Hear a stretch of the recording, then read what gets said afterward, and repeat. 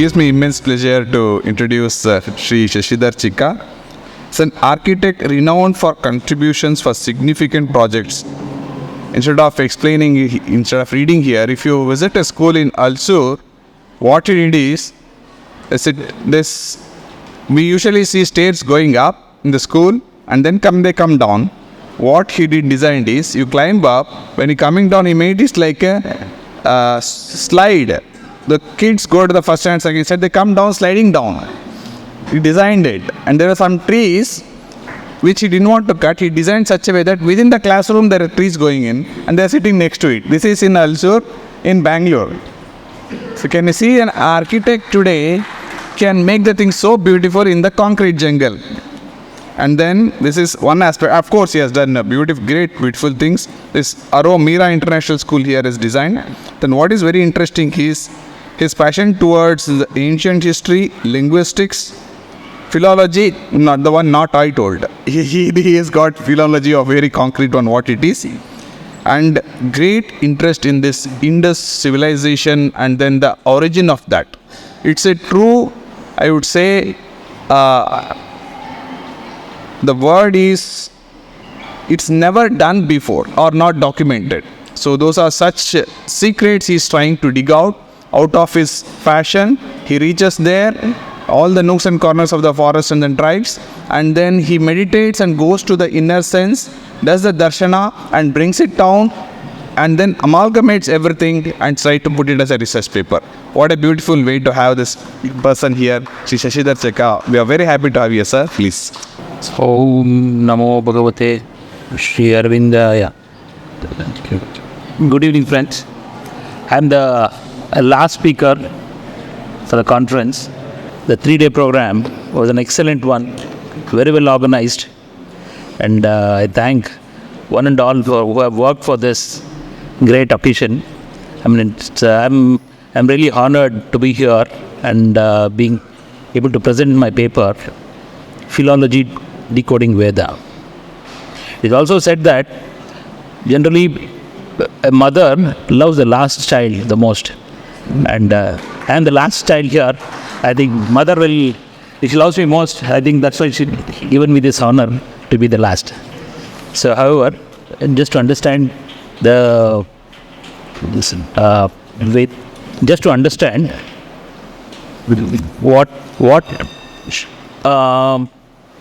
is Living Veda, the entire conference, and what is the objective of this paper is how we can understand and decode Vedas in a very scientific way. That is the objective of this paper. A lot of speakers who have earlier during the conference have given immense knowledge and added to whatever we knew earlier. And finally, as a conclusion, this is one thing which I would want to bring to the table. So, what is internet with a part of the TV? Yeah. And then he talked about he carried the season before. The topic is Philology, Decoding Veda. So, in the light of Sri Aurobindo, this entire presentation is from the perspective what Sri Aurobindo has spoken about the Vedas and what is our responsibility, how to go about understanding Veda as he has gone through this entire thing, understanding Vyaska, then Sayanacharya and Dayananda Saraswati and many other scholars who have written extensively on Vedas. But what Sri Aurobindo finally concludes, and from his perspective, I try to bring my research in front of you. So, to start with, so there are two terminologies here. One is philology and the other one is the etymology. So, the philology is actually a field of language where we talk about linguistics, we call it as linguistics, which deals with the root meaning of the alphabets or the syllables. So, we have a word. In a word, there will be an alphabet, a group of alphabets, and then a group of words form the sentence. So what we are now trying to understand is, in a word, there is an alphabet. If you say apple, A-P-P-L-E, so what does A mean? What is the meaning for A? What is the meaning for P? What is the meaning for L? And what is the meaning for E? So if you substitute those meaning for each of the alphabets, you should get the meaning of the apple. That is the true essence of understanding how we can decode Veda through philology. The other one is the etymology. Etymology is the word meaning. As we know, the same example, apple. We don't understand why that A is there, why that P is there, or the L, but we understand apple means a fruit. That is understanding of the etymology. That's the field, words as well as alphabets. So,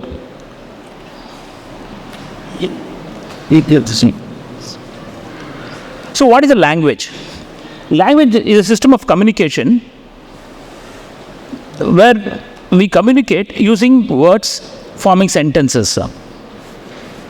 So, in the language we have words, alphabets, and sentences. Or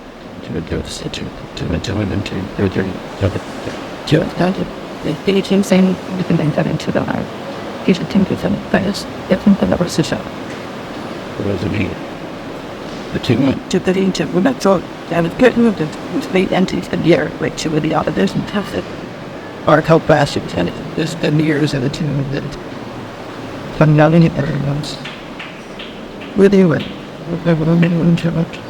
Keep it. Last fucker. Other fucker. I'm not clear. They're actually living.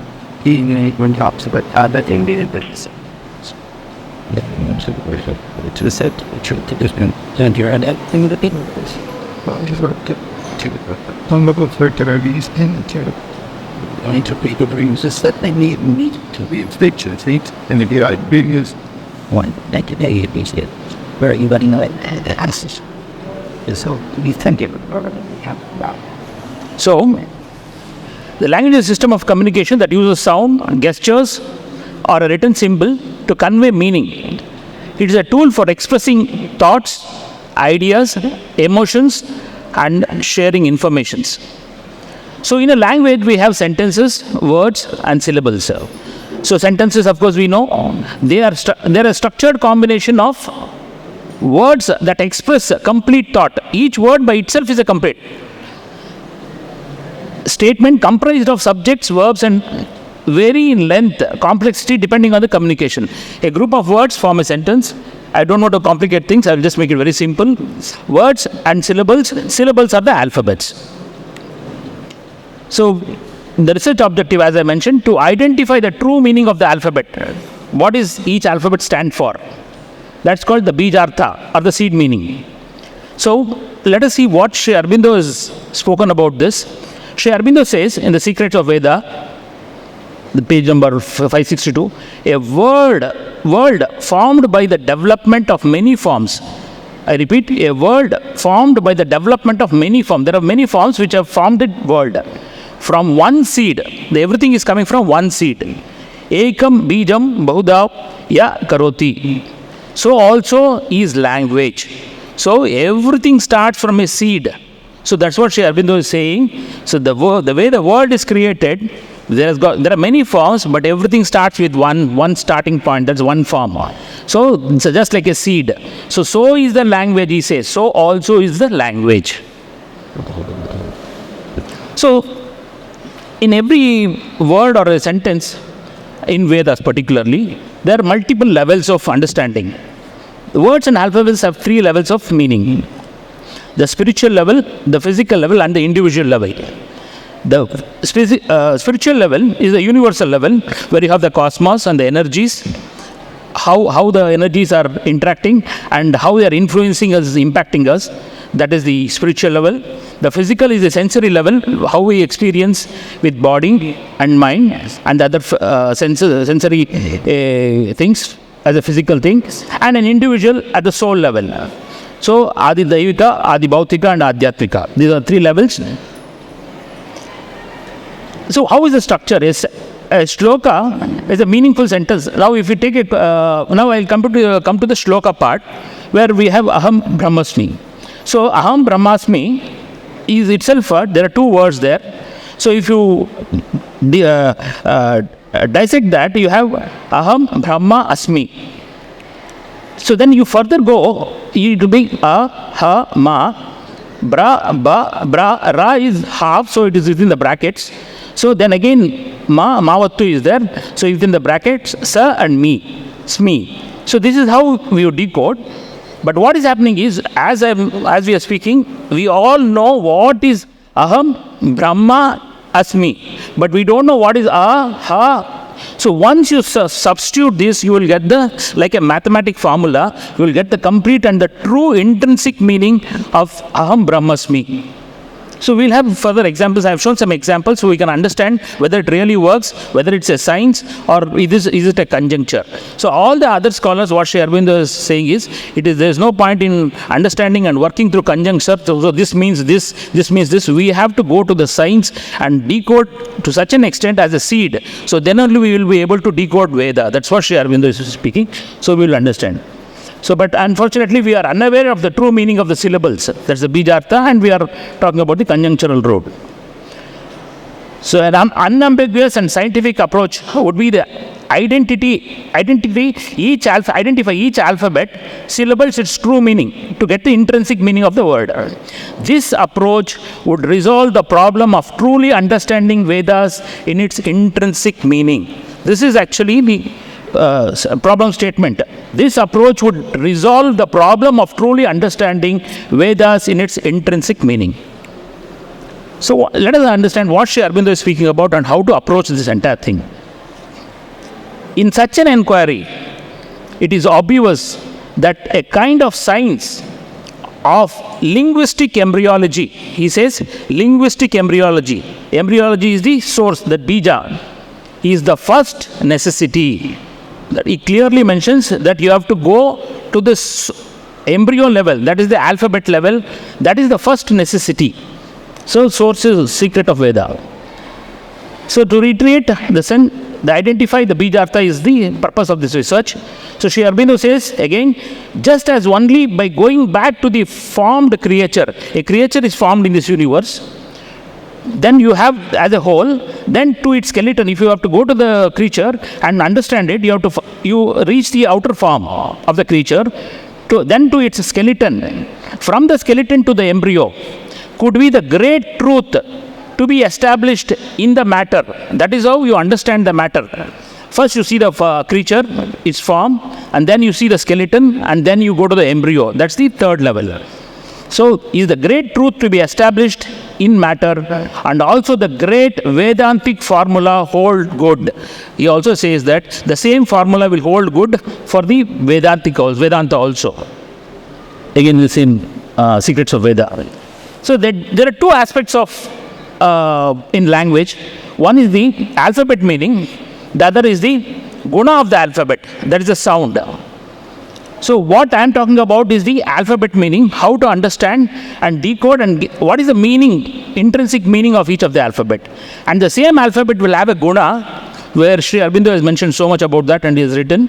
So where that creates a vibration in the mind when used or chanted as a sentence or a shloka. So the alphabet meaning is the seed meaning. Guna of the alphabet creates vibration in the human mind and consciousness when it is uttered. So when we chant a mantra, what happens is there is a vibration in the human mind which alters the consciousness. That is how we are for thousands of years, people have been chanting Veda mantras because they are getting benefit through this. Even though they don't know the meaning, but the benefit is always there, and that is how it has survived for thousands of years. This is called the Vak Shakti. So now let us take an example. So what is a mantra? Mantra is a word. It is formed of syllables. Ma, na, tra, ta, ra.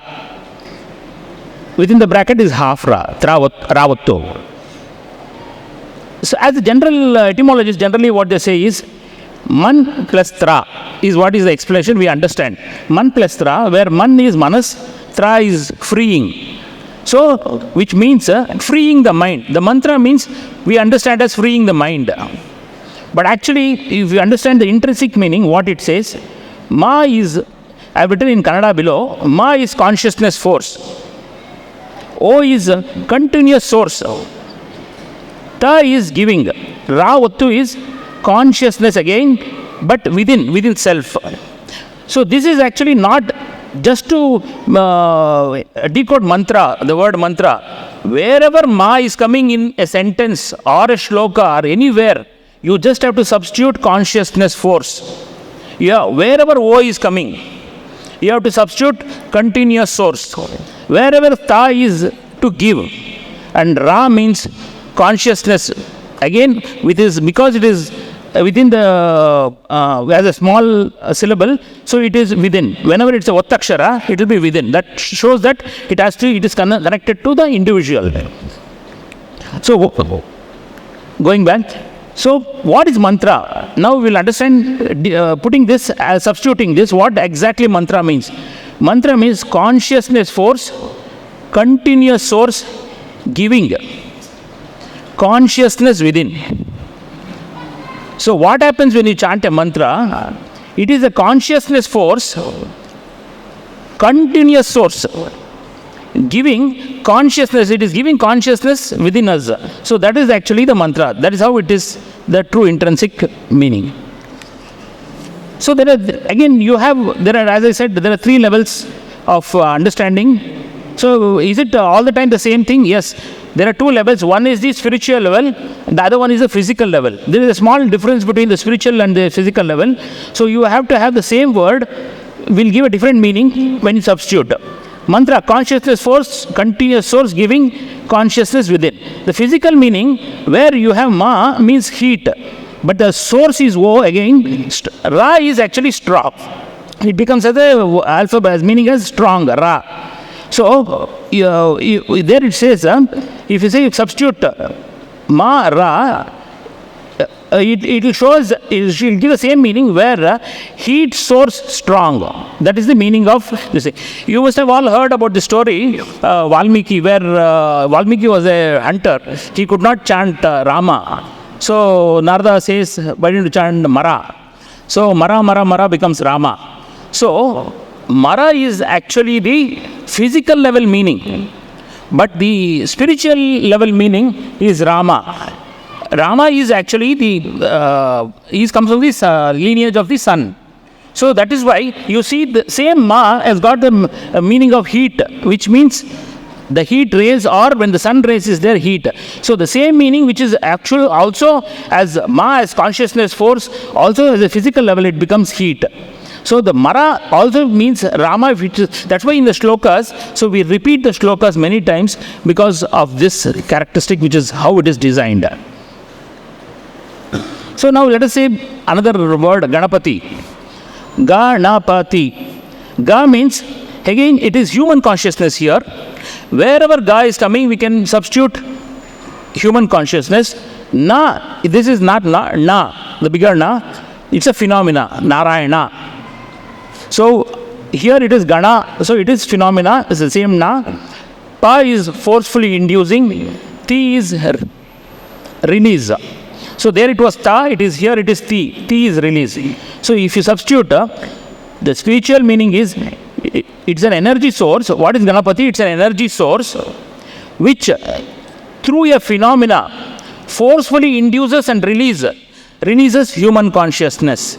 Ganapati means it is a phenomena forcefully induces, which is inducing and releasing human consciousness. That's why whenever we are starting any act or any work, we first offer our salutations to Ganapati, because through he is the one who connects and releases the human consciousness for us to act on. So, and that is at the spiritual level. If you see the same thing on the spiritual level, on the physical level, so Ga also means restrict and control. Wherever Ga comes, if you want a physical meaning, you have to substitute restrict and control, you will get the meaning. So at the physical level, it shows action. So for example, Gavi is there, in Gavi, Ga is there. Gavi means cave. So, if we substitute restrict and control, that is Ga, V means unique. Unique way of restricting and controlling is Gavi. Gavi is a cave which has got a restriction and control. If someone is going and meditating, they can control and restrict the entry because it is in one side covered and the other side is open. So that is restricted. Similarly, Gari. Gari is a feather or a pakshi, a garigalo, or the feathers of a this thing. What happens in the Gari? Gari is basically it restricts and controls the movement of the bird. That is what is showing the Ga. Re is flow. I have not written here. Re means flow. It's flow, restricting and controlling the flow. That is Gari.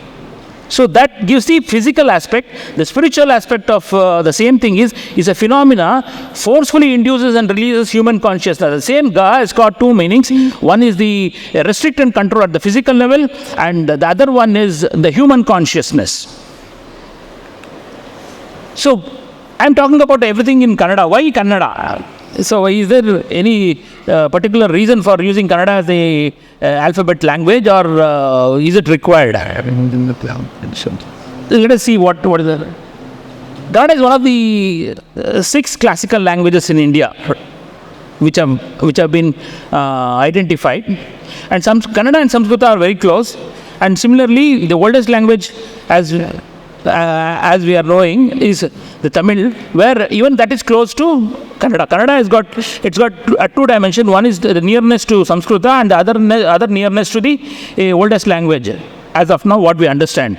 So that makes it, and being a classical language, I am able to easily, and of course it's my mother tongue, so obviously I am able to understand and see how it can decode.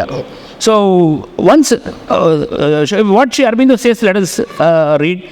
The meaning of Vedic words are often extremely disputable, and it would be unsafe, we have to underline this word, unsafe, to rely whether on the significance fixed by the European scholars or on those fixed centuries ago by Sayanacharya or even by Yaska. So extremely disputable. So what he says is there is a lot of ambiguity in that. So it is highly disputable. So for that, what he says, what is the answer he is giving? It is better and quite sufficient for the immediate purpose to rely upon the classical tongue. It is better to rely upon the classical tongue. Which are the classical tongues? The 6 classical languages. Out of that, of course, I have chosen Kannada. Many people can try from the other languages as well.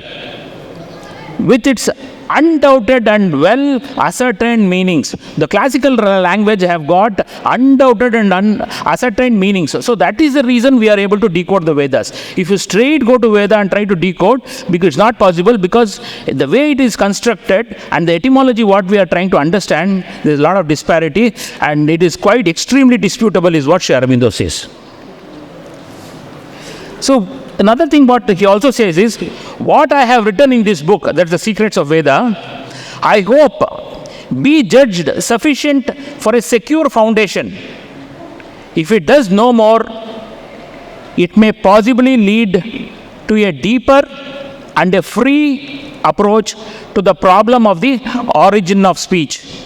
So Sri Aurobindo is speaking about the origin of speech, and his work will surely lead in that direction. If at all it is not, then what?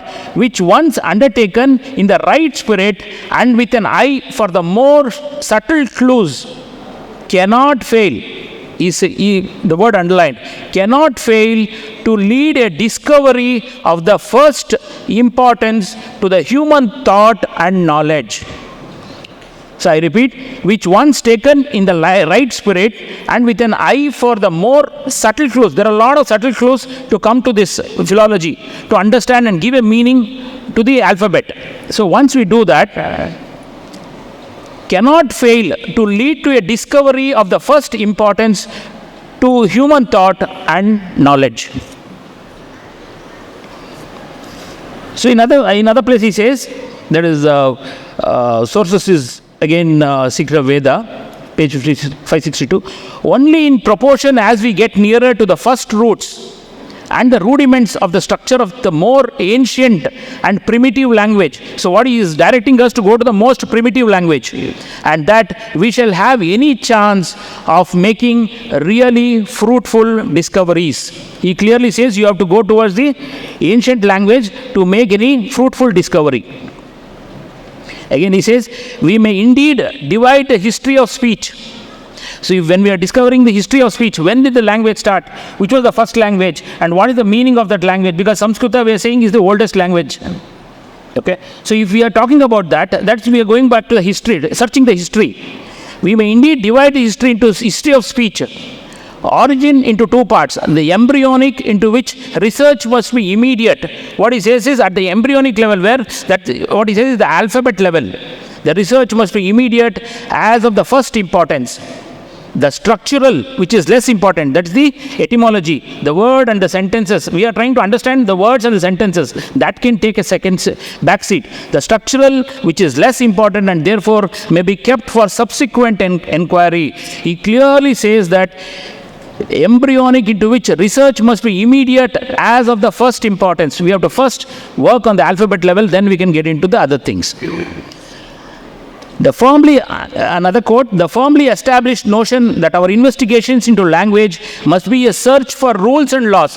So it is not that I have given some alphabet a meaning, and once we substitute, we are trying to get, there has to be a law in that, actually, whether it fits in all the situations.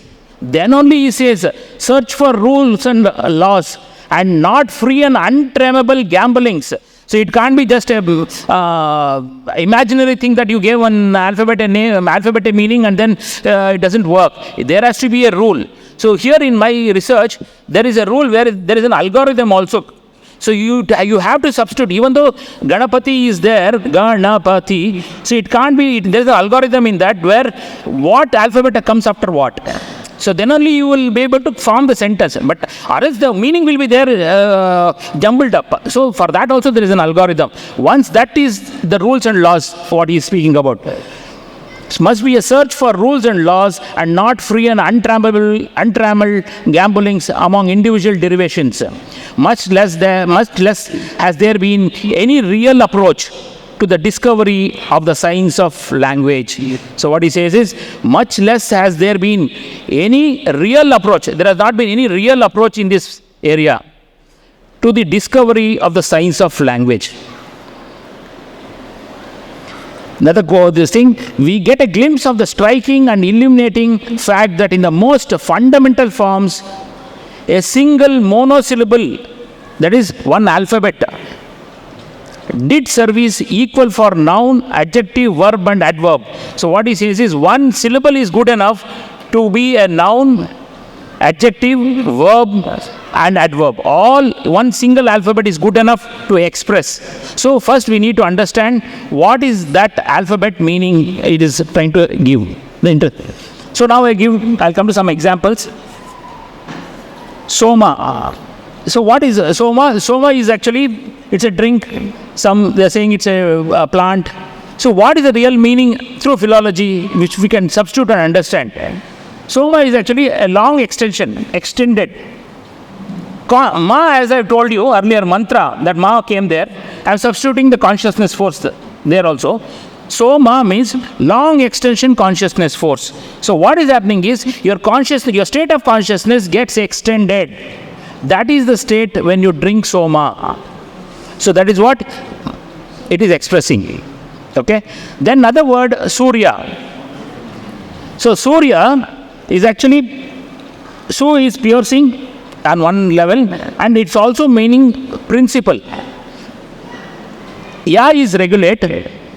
Arkavatu is radiation, cosmic radiation. So if you have these words joined together, what it means is, so principal cosmic radiation regulating. So Surya is the one who is principally regulating the cosmic energy. That is exactly coming through alphabet meaning. So we have understood Surya as etymology with different meanings. So Surya has got Ravi, all that. But even if it is Ravi, if you substitute Ravi, Ra is strong, V is unique and strong. That is his character, another character. So like that, the same meaning can be substituted. Whatever we have n number of names. So each name, if you substitute, that will give a synonym of the same thing, and the true intrinsic value at the alphabet level still remains the same. So I will use another alphabet, other meaning, Mitra. There are two alphabet, Mi, Tra. Mi is limitedly. Ta is giving. Ravatu is consciousness within. I had mentioned earlier, a mantra also you have that Ravatu, consciousness within. So what is Mitra? Limitedly giving consciousness within. So what happens is, limitedly, now we have another, so if we can understand this, Mitra is a friend. So when you meet a friend, you get elevated in your conscious. That's why you are happy to meet a friend. So that is the meaning it is giving. So whether it is correct or not is just an assumption. Let us use some other word. Minchu. Minchu is lightning.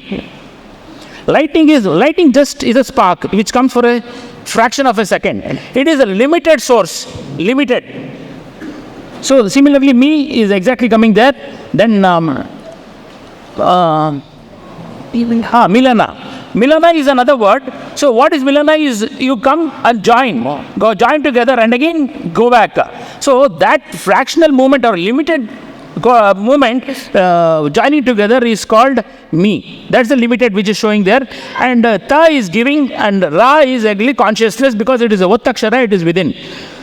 So similarly Varuna. Va is a medium. Va means medium. Ru means movement actually. Na is phenomena. I mentioned there earlier also. It is saying again phenomena. What is Varuna? It's a medium moving phenomena. What is Varuna? Varuna is the rain, the cloud. So it is what is happening. It is moving. It's a phenomena which is moving. It's a medium. Cloud is a medium. And it is moving. Its character is to move. And what is the phenomena? Giving rain. So these are the three alphabets which explain Varuna. So we have this shloka, Agnimile, Purohitam, Egnasya, Devam Mrityudam, Hotaram, Ratnadatamam. So I have given each of the alphabet the real meaning. So there are a lot of scholars who can really understand and decode this. So the A is absolute, the absolute. So the absolute is the Brahman, the absolute, A Akshara. If you see the absolute, you have Amma, Appa. The absolute consciousness. Ma is again consciousness force. From that absolute, the mother gets the consciousness force within. Amma, Vattakshara. That is consciousness force within from the absolute. Is Gi is non-stop circulating. Na Akshara is a channel because it's a Vattakshara, it is within. Me is, I told you, limited, highly limited. Because Dirgha is there because it shows high or peak or extreme. Highly limited and blending. Me. Le is highly sunk. So the absolute consciousness, non-stop circulation, channel within, highly limited and blending highly within, sunk, which is sunking into that. That is the Agnimile. So this, of course, there may be more other meanings, but at the intrinsic level, this is what it means. Then Purohitam. Po is force, Ro is severely. He is embraced. Tam is giving endless, because Ta is there, so Sonne also is there, that is O, Akshara. Giving endless source. So force, severely embracing, giving endless source. Means who is a Purohita? Purohita is one person who is doing the yajna. So he is embracing the force severely. And which source he is embracing? He is embracing the endless source. That is Purohita. Yajnasya, regulating knowledge, regulating life within. So similarly, I think I'm running short of time. So I'll quickly wind up, almost another 2-3 slides. So medium consciousness, I can circulate this, we can have a reading. So Hotaram, similarly, each of the Ho is whatever concentrate, endless source. Similarly, Dharma. Now I'll give you some examples without any detailed alphabet meaning. Dharma. What is the true? We have been speaking about Dharma. We understand Dharma because there are various kinds of Dharma. So what is the real true meaning of Dharma? Dha means balance. Balancing cosmic radiation of consciousness and force. So this is what is dharma. It can be various kinds of things. See, in various situations, it is only dharma is only balance. So it is neither that side or neither. Krishna, he says he wants to bring in balance. So between Kauravas and Pandavas. That is dharma. Da means balance. Arkavatu, as I mentioned, is cosmic radiation, and Ma again is consciousness, force and force. So it is just a substitution, and we have got the meaning. So Veda, let us understand, we are doing a conference on living Veda. What exactly is Veda? Ve means distinct. Da means collection. It is a distinct collection. It is highly distinct. It cannot be compared. That is actually the Veda, distinct collection. That is, distinct collection is nothing but knowledge. We can call it knowledge also, because it's the same thing, distinct collection. So yoga, what is yoga? Yoga means conceiving, human consciousness. Ga means, I told you, Ganapati, we got human consciousness. The same Ga is here, human consciousness. And Yo is conceiving. So this, what a yogi or yoga is, they conceive. They bring in the entire consciousness, the supramental or whatever, the forces, the consciousness from the universal consciousness into them. That is called Yo, conceiving human consciousness. So finally, the last slide. So living Veda, the beautiful conference. So let us understand what it really means philologically. But of course, living is an English word. So I have used a Kannada word, Jivanta Veda. So to understand Jivanta, so what means, G means life. So it is clearly, so living means, Jivanta is exactly coming as life. Va is medium. Varuna, we got the word Va, medium. O is continuous source. Ta is giving. So what is giving? A medium giving continuous source of life through a distinct collection. So we are working through a distinct collection. We are working on the distinct collection, a medium which is giving continuous source of life. This living Veda so has to go on because it is addressing the real essence of our Sanatana Dharma. So and we could decode the entire Vedas if a lot of other more work is done in this area. I think with that I can conclude my talk. Thank you everyone.